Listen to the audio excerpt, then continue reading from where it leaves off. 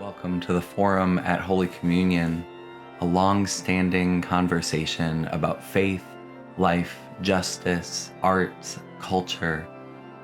Each week, we will premiere a conversation on our channels, and then on the following Sunday, we join in the conversation with Q&A and a chance to engage on the topic. We're so glad you have joined us. Well, welcome to the Forum at Holy Communion. The Forum this week is an introduction to our candidates for Vestry for 2022. And I am really grateful on a couple of levels. I'm grateful to our nominating committee, which put together our list of nominees. Holy Communion has had a tradition of nominating the number of people for Vestry that we have open slots on Vestry. We don't tend to have contested elections. So I'm grateful for the nominating committee for putting together such a great group of folks. And I'm especially grateful to you three for saying yes and offering yourselves for service on the Vestry. We're really looking forward to the chance to work with you. I'm joined today by all three of our candidates, Maggie Link, Bob Lovis, and Heidi Vocal. And I thought we'd start by just asking you all to tell us a little bit about yourselves. How long you've been at Holy Communion, what brought you to the church, and the activities you've been a part of, what keeps you involved, what keeps you busy at Holy Communion so far. So I've been kind of careful about making sure that we're going alphabetically through the list as I presented the bios and things like that. So I'll start with you, Maggie. Could you tell us a little bit about yourself? Yeah, so I was trying to figure out how many years I've been at Holy Communion. I don't think I have a good answer for that. So in 2016, my now husband and I were married there in the midst of Lent in a very hastily planned wedding ceremony. And then for many years, I worked jobs that included Sunday hours. So I didn't really attend any church at all just because I was always at work. And then I would say probably like maybe 2018 or something like that. Maybe, I don't know. I kind of tried to start attending regular services, but that very quickly turned into pandemic, which then, now I'm a faithful online churchgoer, an online and outside person. But so it's kind of been a little weird, kind of hard trying to pin down that timeline. And then as far as kind of what keeps me involved, I've volunteered a couple times for like various different things. Like I said, because I kind of have this odd kind of short amount of time that was interrupted by work hours and life. I'm not super involved in any one kind of big committee or group or anything like that. I do attend a small group, which I've done for maybe little under a year, I think, at this point, but I have tried a few things here and there. I would say most of my kind of church experience comes from growing up at Christ Church Cathedral downtown, where I pretty much volunteered or was voluntold to do basically anything. So I've done everything from altar guild to acolyte to the children's choir to trying the regular choir to all kinds of things. So while I don't necessarily have a ton of Holy Communion related church experience, I do have a ton of Episcopal Diocese in Missouri Christ Church Cathedral experience.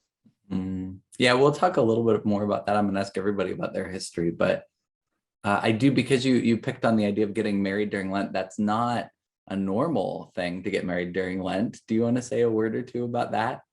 Yeah, so it was long story short, my husband is an immigrant, and we had been together for, I don't even remember how many years, maybe like 3 or 4 years at that point, and we got to the point of him needing to basically renew his green card paperwork, visa paperwork, and basically it was much easier and potentially faster for us to just go ahead and get married.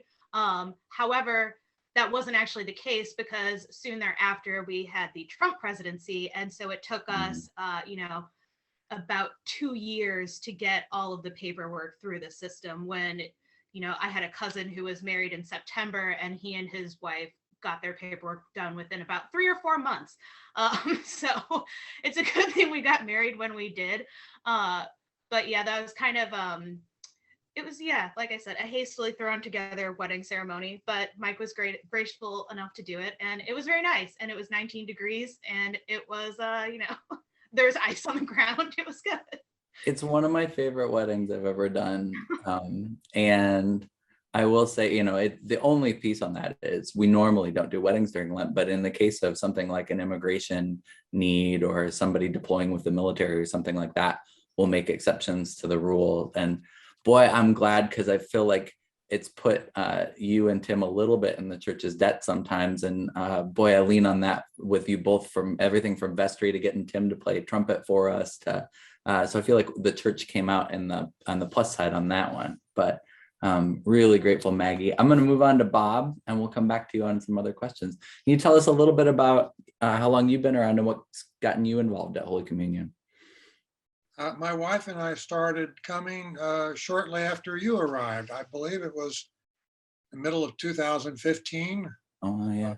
And as far as participating in the life of the congregation, one of the things I've done recently is I've done a food delivery to someone for a number of months during the pandemic, and spent time with that person, developed a friendship with her. I have worked on meals, the breakfast, with my wife, Sandra. That's been a lot of fun, very gratifying. And I was involved in the Christosol visit in 2017. A group of us went there to the global school to learn about human rights work in El Salvador. So I was part of that and wrote a story for the local Episcopal newspaper about it. And I've chipped in here and there on things. I wrote a prayer for a Martin Luther King service. And then in the past, I was heavily involved in another church and had all kinds of roles. I organized softball games. I was a prayer group leader, pretty much every little task. I was on a search committee for a pastor. So I think I know a little bit about life in a church. Yes. Heidi, how about you? Yeah, so me and my husband Jacob started coming to Holy Communion right when we first moved to St. Louis, which was about 4.5 years ago. And we always joke that we actually found the church we wanted to attend to before we found our apartment. So we just happened to see Holy Communion on a neighborhood walk on one of the apartments we were checking out, and we popped in. It was during like normal working hours. There was no sermon or anything, but we just felt really comfortable there. And so we've really enjoyed coming to Holy Communion. We still live in New City, even after we bought a house. And so I've been involved with helping form a small group with a few other folks. And the idea was for us to form that and kind of see how that could play out for other future small groups at Holy Communion. Then the pandemic hit and we all got very close with each other. And yeah, Maggie's part of that group, and we did not want to disperse. We're just like very connected. Maybe at some point we will try to do that, but and then I've also been a part of like a discernment committee for one person at church. And I have also been a part of it's called Housing 2.0 committee. That's sort of like an exploratory committee that we just are trying to see local nonprofits, what their take is on like the biggest housing needs in St. Louis and how Holy Communion could potentially help out in the future. Yeah, and as far as oh, go ahead. No, go ahead, Heidi. Go ahead. I was going to say, as far as like past churches involvement, in high school, I was really involved in like my youth group, and I was part of like a pastor search committee. as I got older and into college and past college, I realized that a lot of the churches I went to, they didn't actually allow women in leadership, deacons and elders and things like that. So this is actually the first church I've attended, thank goodness, that allow that. So yeah, that's a great thing to have here. Yeah. So before we dig into some of a little bit more on history and Holy Communion, Heidi, that's a good segue toward that, but I'm going to pause and ask a little bit about what you all do out there in the beyond the church world. And we'll just do the same order. So I'll ask Maggie first. Yeah, so basically I'm a librarian, kind of, sort of. I work for the Missouri Historical Society, so that's the organization that runs the History Museum in Forest Park, Soldiers Memorial downtown, and the building that I work in, which is on Skinkerts, the Library and Research Center. It's actually in the old United Hebrew Congregation building. So a lot of people know the building, but don't know that the History Museum owns it. And that it's actually a library and you can just go in if you want to. But basically spend most of my days doing like kind of helping researchers when they come in with any number of topics. So a lot of house history and building history, a lot of genealogy work, and then like anything and everything. You like, there's no end to the odd things that people come in looking for information on. And then I also do a lot of, I write a lot of blog posts for our website, help with programming, do all kinds of like behind the scenes tours when we get asked to do those. I've helped with homeschool days in the past. So a little bit of anything and everything that I kind of, that has to do with research. I've been on exhibit teams as well and a couple committees there, accessibility committee and then an audio description committee. So I actually, in addition to writing audio descriptions for exhibits, they also use my voice. So I record some of them. So if you pick up a microphone in an exhibit, chances are it's my voice describing what you're looking at, which is kind of funny.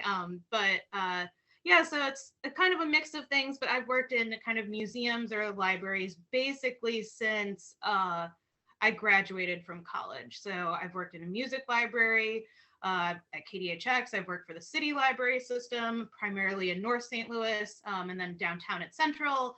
Worked at, a library in Ferguson. I've like really all over the city and the county. So I'm got a pretty good handle on on the goings on of the people, and kind of what kind of services all kinds of libraries provide. So yeah, well, and there was one project that you mentioned in your bio that you and I have talked about before, but you got involved in some of the early work around grace gatherings and what we hope will eventually lead to some accessible worship. But weren't you involved in a sensory space at the History Museum too? Yeah, so we had a kind of a more externally focused accessibility committee at the History Museum that no longer exists because we kind of met all of our goals. And so there was kind of no need for it anymore. But basically we kind of came up with a framework for kind of standard things that should be included in exhibits from like the planning stage. So making sure that there are touchables, and, making sure that certain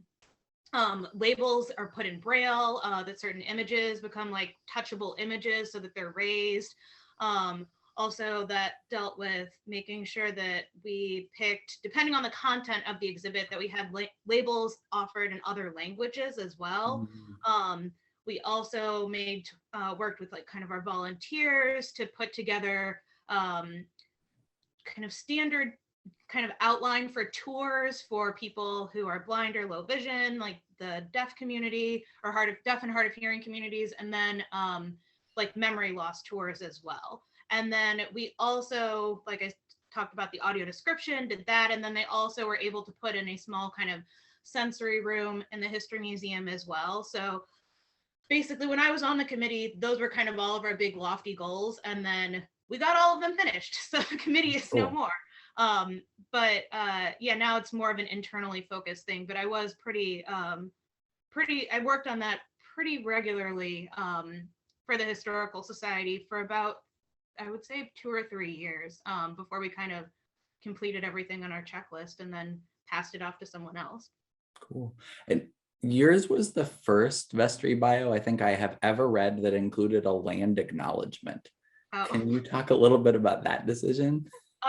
So I will partly credit it to popular culture and Yeah. the rise in a lot of visibility of Native American and indigenous like creatives and like showrunners and stuff. But I would also say that that's something that like we have to think about a lot at the Historical Society. We did a really big exhibit on the kind of Mississippi River that came down about a year or so ago.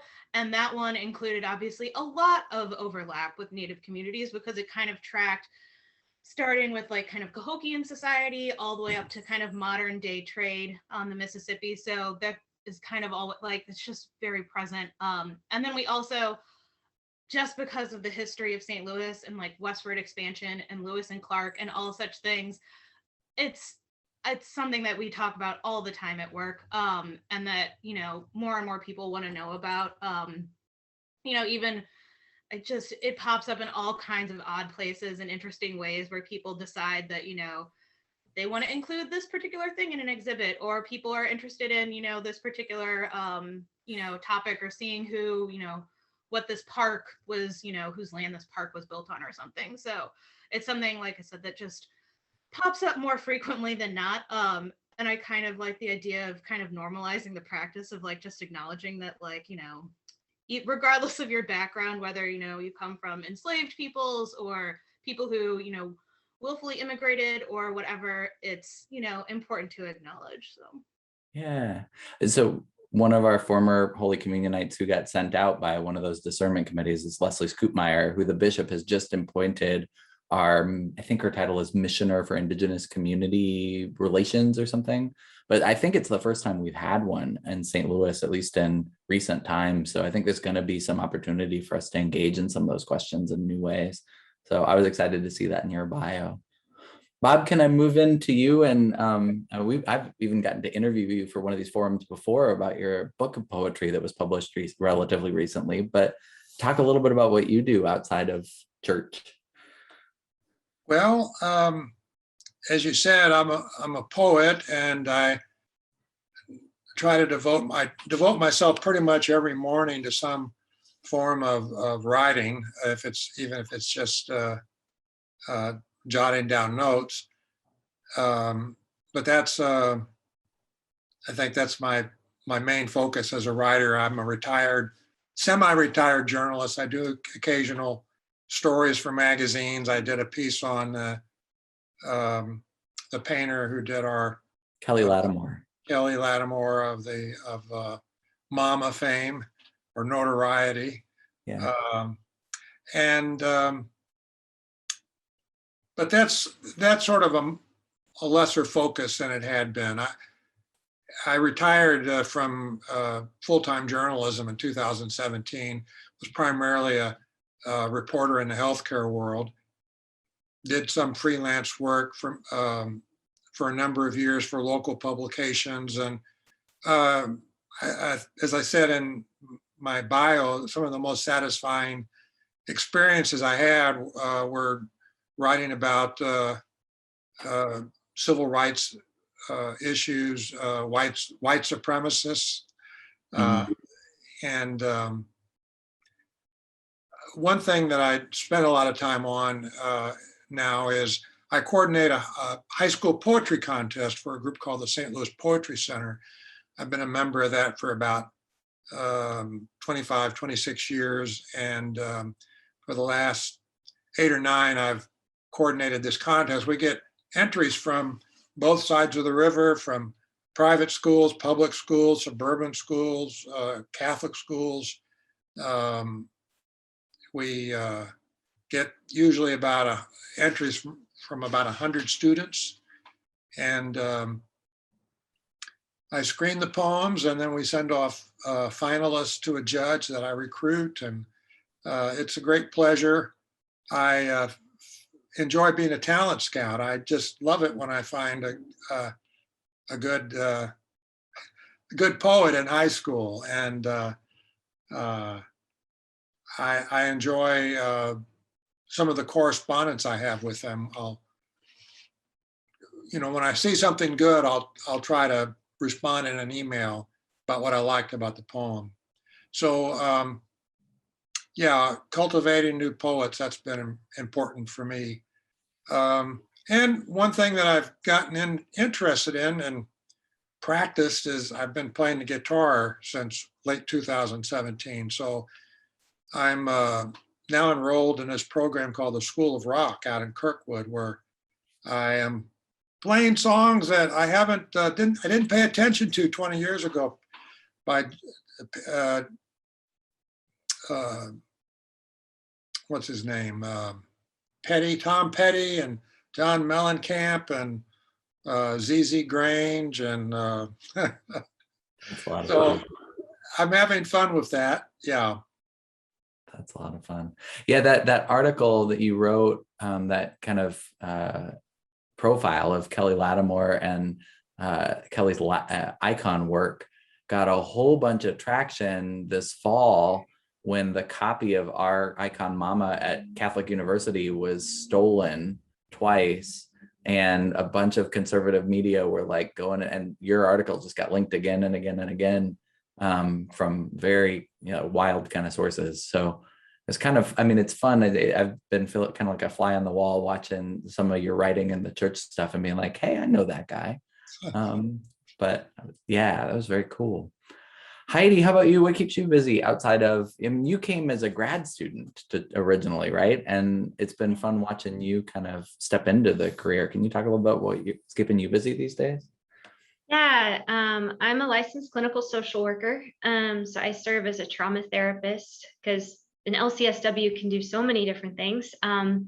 And I work at a local nonprofit here in St. Louis called Healing Action. So I work with survivors of sex trafficking and commercial sexual exploitation. And so I do a lot of groups with the individuals I work with, and mostly individual sessions as well. And that's been incredible. That's like the whole reason I wanted to get my master's in social work, was to work with that population. And then we also, our nonprofit houses a coalition called CATE, Coalition Against Trafficking and Exploitation. And I also volunteer for that. I helped develop Missouri's first resource manual for human trafficking survivors. So it's consistently being updated because nonprofits and organizations always are changing, information, or new ones are popping up. And we're also working on a standards of care manual for the state of Missouri to work with survivors. So I am just helping edit that a lot. And it's going to be hopefully used like in the Missouri courts and distributed out like in a lot of different venues. So that keeps me really busy. And then I just, in my free time, love to do anything outdoors. I love hiking. I love biking, climbing, all the things. If it's outside, I enjoy it. And especially in the wintertime, it's important for me to get outside. So I like that. And I like to play piano. And since we bought our house, I feel like we have ongoing home projects all the time, which is really fun. We like that. Yeah, well, it's good you live with somebody who has got some contractor in him too, so it's not just as fumbly as when I have to deal with my house. But yeah, we share some affinity for some same space in Colorado. I remember the first time I met you all, I was like, wait, you worked at Snow Mountain Ranch at the YMCA of the Rockies? That's crazy. I worked at Snow Mountain Ranch at the YMCA of the Rockies. We've been sharing stories about that ever since. But I do envy your Instagram, all the outdoor. It makes me wish I got outside more often. I'm hoping with Silas getting potty trained, I'm hoping that becomes more and more of a possibility. But let's dive a little bit into background. It's interesting. All three of you come from, and this is the case for just about everybody at Holy Communion. I describe our church as maybe one of the churches in the St. Louis area that is not as much of a generational church. We certainly have multiple generational families in the church, but we've got a lot more people that came from other traditions and came from other congregations and things. And you all had pretty active backgrounds. Could you describe a little bit about your background? And I'm going to actually have Maggie go last because she and I share being what my grandmother called genetic Episcopalians, not just cradle, but like multiple generations. So, Bob, can I ask you a little bit about the church that you were a part of before you came to Holy Communion, what that was like, and how Holy Communion has been a different space than that? Yeah, I was in a church, local congregation, Presbyterian, from the age of roughly 20 in 1974 or 73 to I left in 2010. And when I said I know a little about how churches work, I also know how churches don't work. Mhm. And I found it to be a very close, loving community in most respects. The church was a community. It wasn't just Sunday morning. It was through the week. People had relationships outside the church.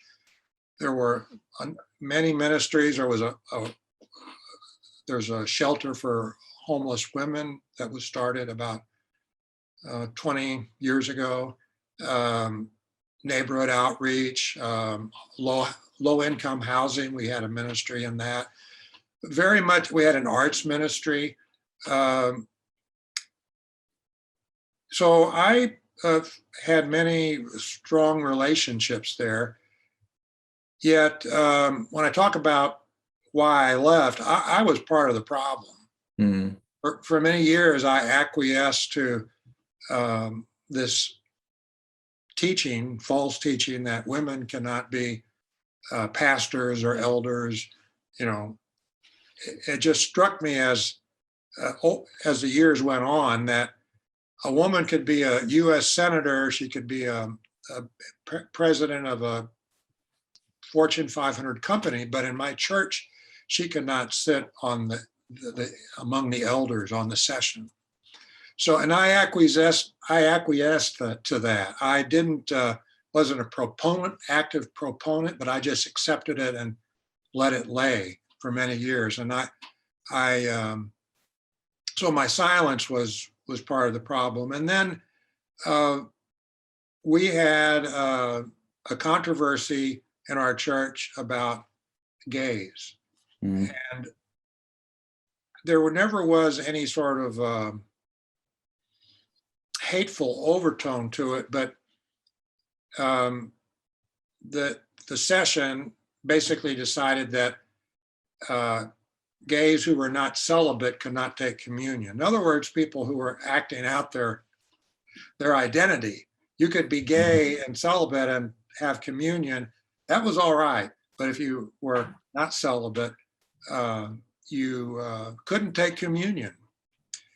And they thought that it was a loving position. And I supported it. I remember the day I stood up at a meeting and said, I support the session. And I regret that. I have apologized to people for taking that stand. And of course, now I'm at Holy Communion because my conscience couldn't let me stay at the old church.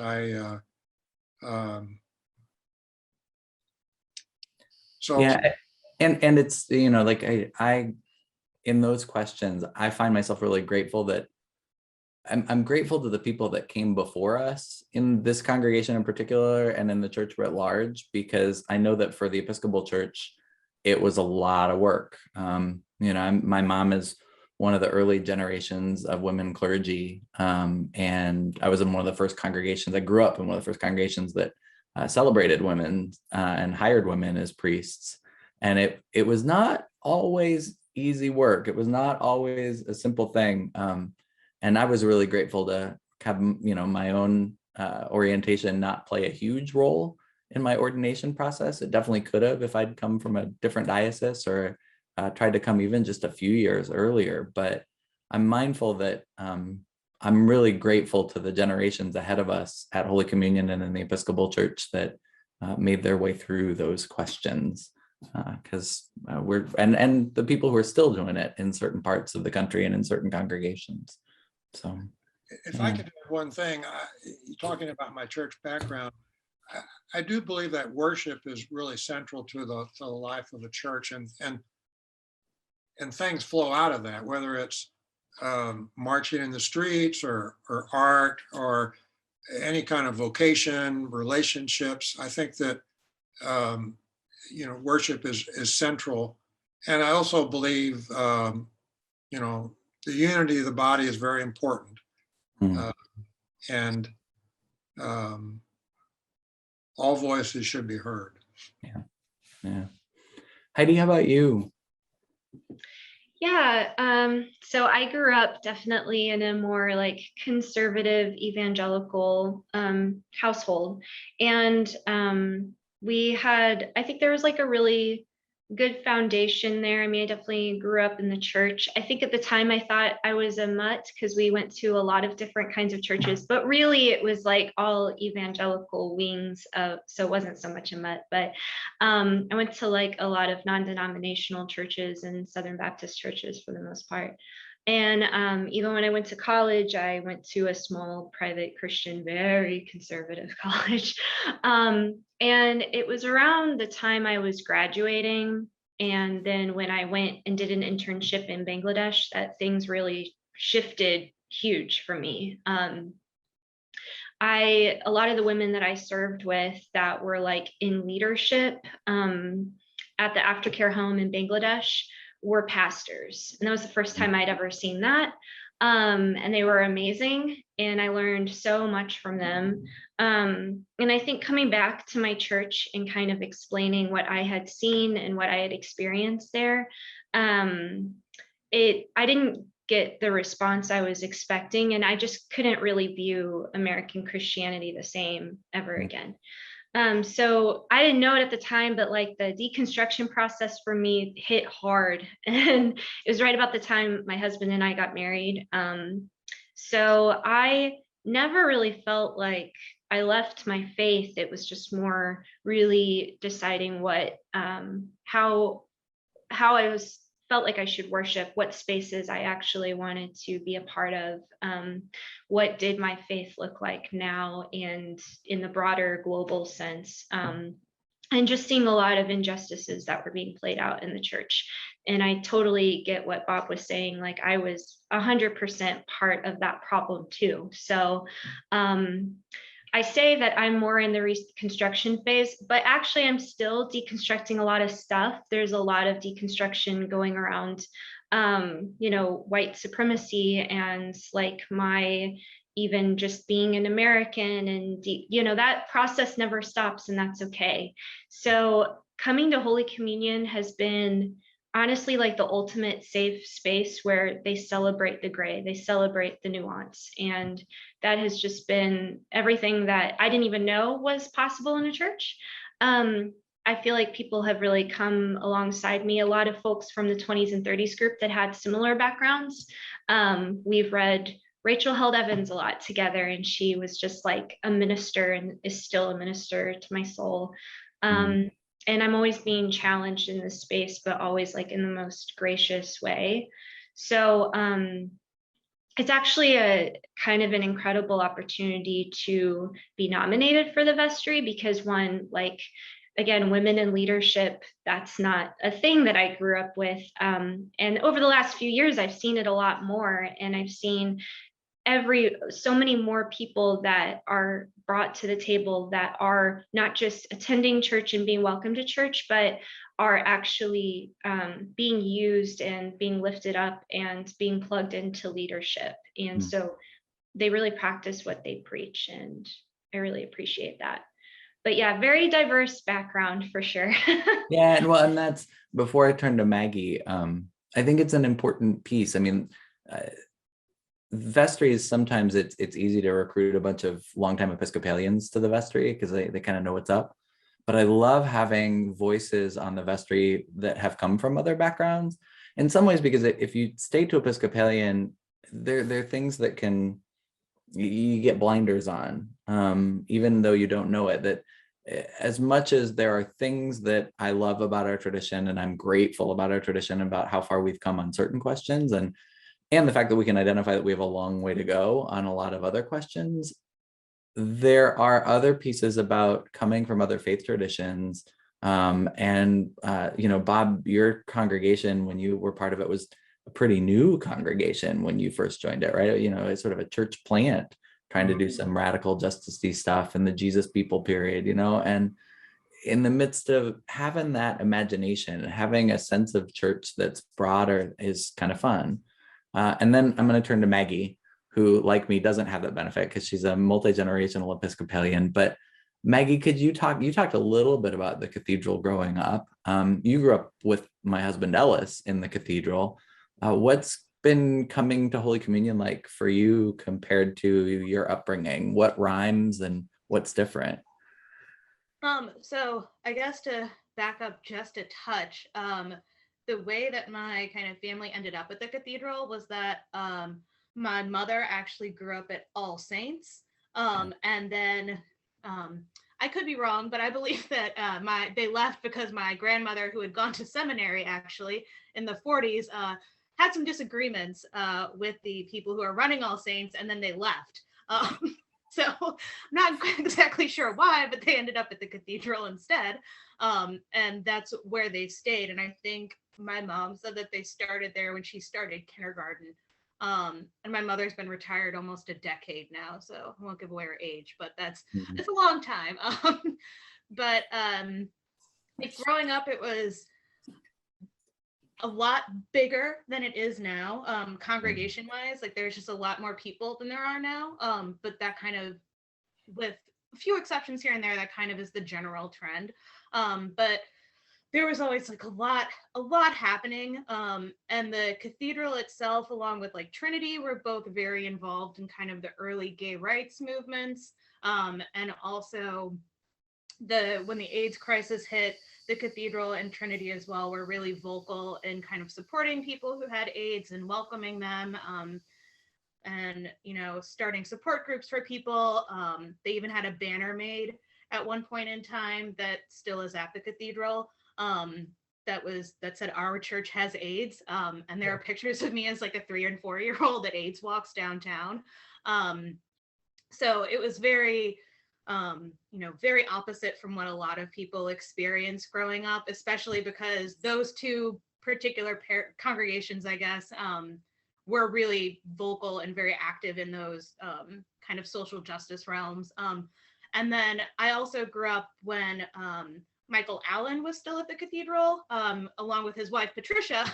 So I never had an experience where there wasn't a female in some kind of power or kind of visible, like some sort of visible role of some kind, whether it was the fact that my grandmother, while she was not ordained, was really active in the diocese here, as well as out of the country in Haiti. And there are all kinds of other people that I just remember coming and going, but that was a pretty integral part of my life. And just all kinds of, I can just think of all kinds of, like, looking back on them, there was a lot of pomp and circumstance, which is one of the things I quite enjoyed about the cathedral, is that like when they did it big, it was like everything was very big. It was like cranked up to like 11 anytime there was a big holiday. Like there would be times where I was I can think of times where I was an acolyte where I wasn't even carrying, like there were no crosses or torches to carry. Like I was carrying like a banner for something else, and I was like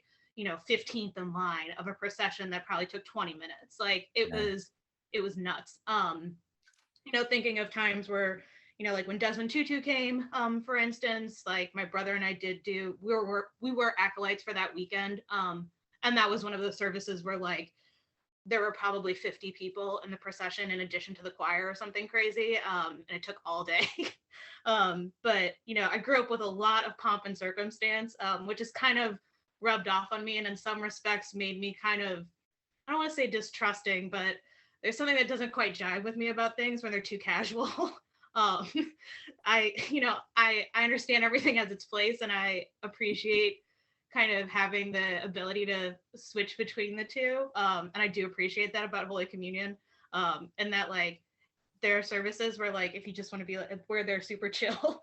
But then if you want like, you know, if you want the all out, there are the opportunities for that, which I appreciate. I know it's not for everyone, but that's something that I kind of was also spoiled a bit with, I think, because that's a really uncommon thing, to have, you know, a choir that's full of opera singers and, you know, an organist who grew up playing organ and is a, you know, a college professor. So it's, you know, it's a different experience. But I think it's given me an appreciation, I think, for traditions. And, you know, I recognize that certain traditions need to evolve, and I think that that's, you know, I'm totally fine with all of that. But I think that it kind of gave me a pretty strong foundation, I guess. And I also have a pretty good idea of like the inner workings of a lot of things, in ways that I think other people might not have. And then also I will say, you know, is informed by the fact that I am married to someone who is the son of an Anglican vicar in the UK. So it's it's all so I got a lot of insider knowledge. Yeah, no, I mean, you're very, very, very connected to the tradition in ways that I appreciate the way you talk about it, because it is, I think Episcopalians sometimes don't understand how much of a cultural tradition we inherit. And it really is, you know, how do you be in a multicultural space when you do have a pretty strong cultural heritage at play in a tradition? And what are ways to honor that? What are ways to question problematic parts of that? And what are ways to adapt that so that the beauties of it can continue to, and I hope Holy Communion is a space where we can ask those questions. I think I was really grateful. I think during the pandemic, you talk about liturgy came up a couple times. We broke all sorts of my rules about the way we do worship for the pandemic because we had to. There was no way to do. But one of the things that kind of blew my mind was getting to hear Maggie sing as TJ played various instruments during music, because it was just not something I think I could have talked you into in live worship, at least initially. And I think it was because of the necessity, we were able to do some things that were different that make me wonder about. And so that's the last place. And I want to end on the question of, when you think about you all are signing up for a 3-year term on the vestry. So in the next 3 years, what are some of the questions you want to ask? What are some of the things that you hope that we can explore together as church? We're coming hopefully into a new space. I think we're learning about, I think a year ago, I'm doing my report this weekend, and a year ago, I was talking about being after the pandemic as summer of 2021. And we all know that didn't pan out, but I hope we're coming into a new space, at least with how we live with the virus. And so as you think ahead, what are the things you're looking forward to with church? What are the questions? What are the programs? What are the things you're hoping for? I'm going to just let this be popcorn. I've been calling on you all, but what comes up for you? I think for me, I immediately am thinking of how to bring more people to the table, and how to bring people into a place where they're not only welcomed, but they're embraced at Holy Communion, and making sure that many of the bigger decisions, long-term decisions that are made are always through the eyes of those that are living at the margins, and making sure that it's accessible, it's fully in a place where they again are fully welcomed, that they always feel like they have a place here at Holy Communion, and really being able to build a safe community. I mean, we have done that. Holy Communion is wonderful at that, but continuing to do that, and having all voices heard.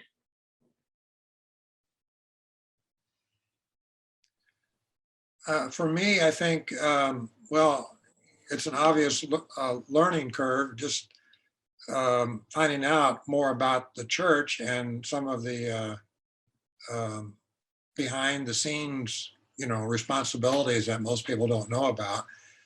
I think I'm curious about how the church will be when we come back from the pandemic, in assessing, have we lost people, and is there a way to reach out to them? I know that for a while we were making phone calls to people. I was part of that, just checking in on them. Mhm. But I think it'll be important to try to keep connecting to people and make sure that, the coast is clear, come back to worship, come back to the life of the church, and we miss you. I have a special interest in the arts, and I have an interest in young people. It's funny to hear me say that. I guess I'm thinking of teenagers, people in their 20s, but yeah, I want to see people turned on to what the faith is all about, and the community of believers. And so I'll be interested to see how things shake out with, the youth group and the younger demographics. Yeah. I guess kind of piggybacking on both of those, one of the things that kind of I thought of, especially when Mike was mentioning the kind of the music that my husband and I provided that was more unusual and less traditional, is kind of thinking of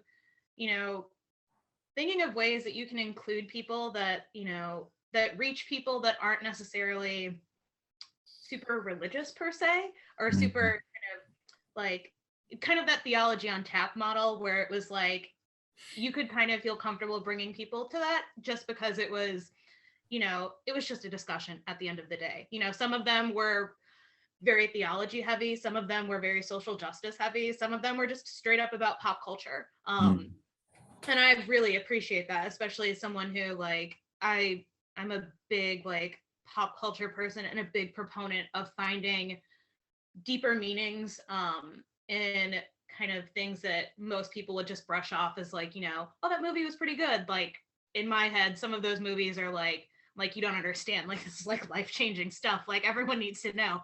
But kind of finding those things, and kind of trying in some capacities to bring those activities back in some way, even if it's something that doesn't meet in person and ends up being like a book group where you do your assignment ahead of time and then you meet to discuss it.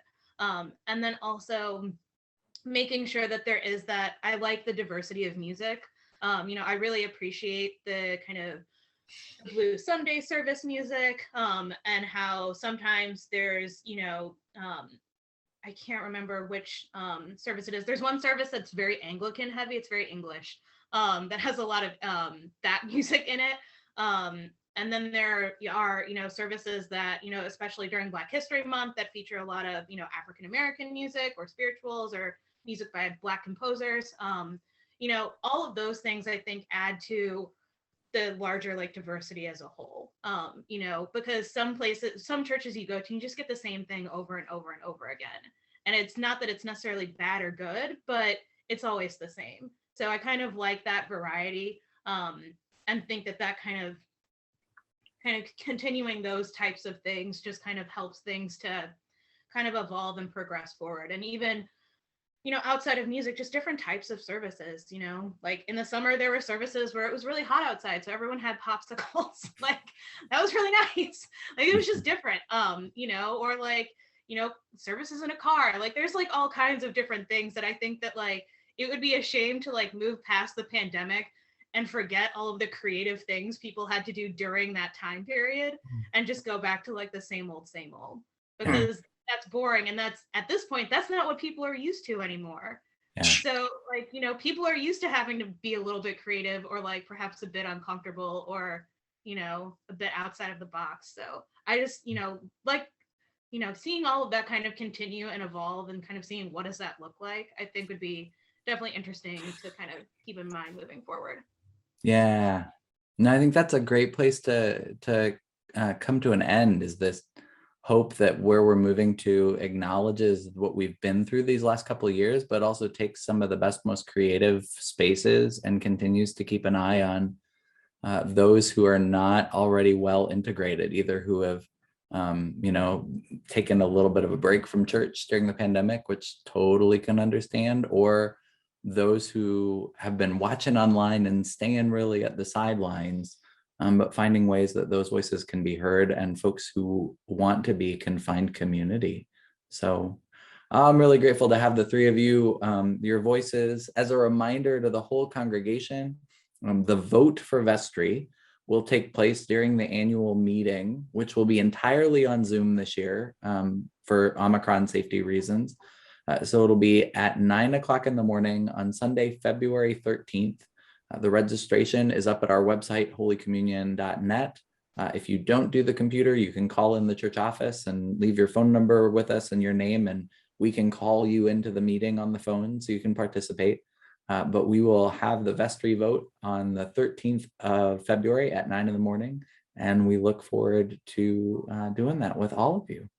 Thanks so much for joining us. And we're really looking forward to working with you on the Vestry. Thank you. Good hearing from you all.